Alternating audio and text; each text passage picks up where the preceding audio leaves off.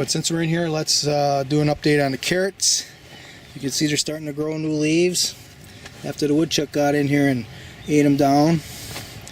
Got a little parsley growing in there. We're letting it grow. I should harvest that, put it in a salad here one of these days. I planted some fall radishes. They're coming up. I think we got enough sunlight in here for them. I've been harvesting on the leeks pretty heavy. Anything that was kind of laying down, because some of these had twisted up and laid down, I've been grabbing those first.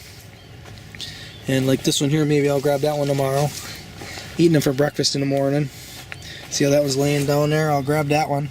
Anything that's standing up and growing tall, I'm leaving those because they're above the squash here. And we come over here to this side. We've got some basil growing in here. We had cilantro growing, but the woodchuck ate all that off, so now it's starting to grow new leaves again. I wanted that for flavoring my cilantro. Flavoring my salsa. We've got these squash vines that are growing into here now. There's a real nice butternut squash growing underneath the tomatoes. Now, if this was this tall when the tomatoes were small, they would have shaded them out, but we have a timing issue here where the squash was planted far away and now it's migrating over after the tomatoes have grown well above them. And I actually clip off all the leaves on the bottom because they get that virus. I don't want the virus to spread up to the very top, so I clip all those leaves off the bottom, those stems with leaves on them. And now that leaves room for the squash to come in here, take up the space. There's another butternut squash in there. We got something from this Joseph Lofthouse growing in here, and here is one of his squashes right here. Look at that. Isn't that nice? I don't know what it's going to taste like. I'm not even sure what it's called. I'll have to ask him. Here's another one of his squashes over here. Oh, I got to show you this. First time I saw it. See if I can get over here without stepping on. Look at that squash. Look at that.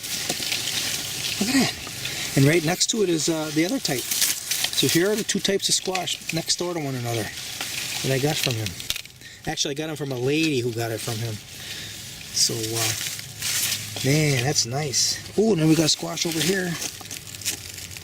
That's an Asian squash, Japanese squash right there. Oh, look at all the Japanese squash. They're everywhere, folks. This whole fence is covered in squash. Ooh. I even got a comfrey growing back here. And a grapevine. That little, I actually did a layering of a special Italian hazelnut, and I dug up some of those layered shoots, and there's one of them growing right there.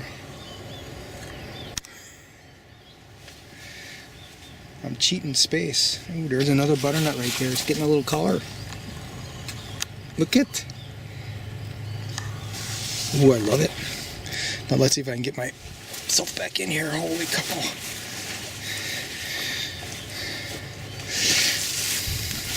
We got carrots in here that I've laid down because there's too much shade. But oh, look at it's growing some new leaf right there. All you have to do is kind of maybe take off a couple of these leaves here and it'll get a little sun. Maybe it'll come back. We'll find out. We still got, and carrots are something that frost don't bother them. It's just you want to get them out of the ground before it freezes solid. I still got a few onions back here left yet to grab. I harvested also Craig's on this side. Not impressive, but respectable considering everything else that's growing in here. Any kind of a yield is a positive yield when you have so many things growing together. You know, normally somebody would just have this bed planted in 2 rows of onions, but I got onions and basil and cilantro and tomatoes and peppers and potatoes on the other side. So there's a nice also Craig. Yeah, that's respectable. I mean, it's not big. I mean, if I was to pump them full of chemical fertilizers and water them generously, they would get to be 5 times that size maybe. So I gotta show you something else too here. I have this is a volunteer grapevine a squash vine that came out right here, and I don't even know what it is. Oh, it got chewed up a little bit from the squash borer. Wish I saw that. I could use it for bait. But this thing grew along in front of these tomato boxes, or bee boxes with tomatoes and peppers and potatoes. I have potatoes in them. I actually dug some potatoes out of here already, and then I got the potatoes out of the way here because it was impeding my path. I got some potatoes left here yet, and I let the squash vine grow, and I kept clipping off the leaves, and I got it growing up here. Cut off all the leaves, and now I got it hanging here. And I only found like 2 little squash. There was one. There's like one. There's one right there. So it's just now starting to get its squash right here. Plenty of blossoms, so I'm sure there's gonna be more. Plenty of time left yet. And we come over here. This is a little bed that I constructed here, and I put sides on it because they've got the path here. I show you there's tomatoes already, and then I got potatoes in here. These are pot potatoes. All of these have got potatoes in them, all these pots. Oh, I'm stepping on this vine again. I'm trying to grow a squash here so I can say I got 3 sisters, but I don't think we're going to get there. Oh, here's a squash right here. I'm going to have to get this out of the way. I just keep stepping on it. It's got roots right there, so let's go around like this. There, now I'm not going to step on it so easily here. I'm going to have to get a stick and put a stick in there. Hold it back. Oh, let's just stick right here.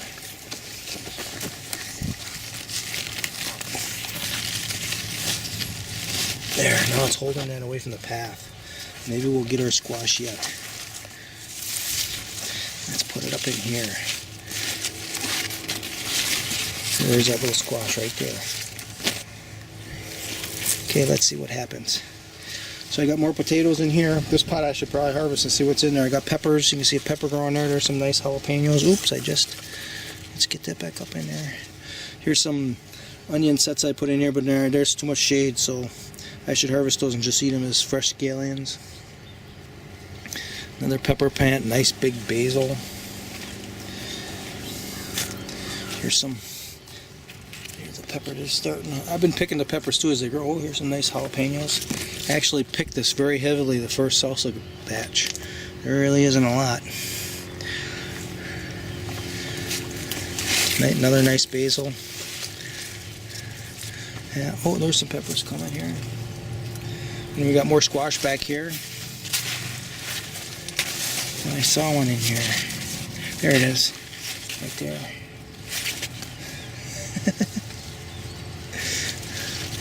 And then on the other side here we have potatoes growing in the ground, not in pots.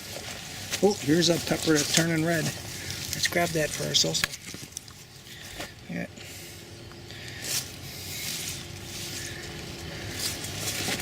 We have some pots here that are small. Nice potato plants growing. Here's some pots that are bigger. Here's some pots that are even bigger. And that's how we're doing it. And there's some kiwi here. There's a kiwi. This vine is at the first year it fruited, so they only have a couple the first year, and then the second year they start to really produce a lot. So, and then probably finally I should talk about this achira. It's a beautiful plant. This is an ancient American food crop. We used to grow a lot of these, especially in South America. It grows these bulbs. Look at those bulbs. They're actually edible, but it's like a triple whammy of starch in these bulbs versus potatoes. Look at this bulb here is going to be massive. Look at that. They're colorful. The inside of these stems, the outside is very hard and probably not palatable, but the inside has got a real soft, juicy inner meat inside, and it tastes kind of like a weak rhubarb. Yeah. These brand new shoots that come out of here, they taste like beans. And these leaves don't have any flavor at all, but they're edible. And I can imagine what they use them for is like, you know, burritos, where they would wrap your food up in there and use it like a sandwich. We have corn growing in here. The raccoons came through and got my corn that's outside of this area here. Some more corn right here. This one's getting hard. This isn't big corn. It's a corn that was advertised as having high carotene count. It's called Paradise Sweet Corn. I think this is only with second or third time I grew it. I'm taking like every other year off. If I grow every year, I'm attracting all the animals that like to eat it. So if I do every other year, that throws them off their cycle. Coming in here and grabbing them. And here's some cayenne pepper. We're definitely put some cayenne pepper in our salsa. Not too many, but they have a unique flavor along with the heat. That one all red? Yeah, it's all red. So 3 of them is enough for this batch, because I'm going to have a whole bunch of jalapenos for it too. So that's the tour. Probably tomorrow I'm going to pick all these cherries. I got to accumulate enough to fill up the dehydrator, so it'll be a little bit. So that's my story. Okay, thanks for watching.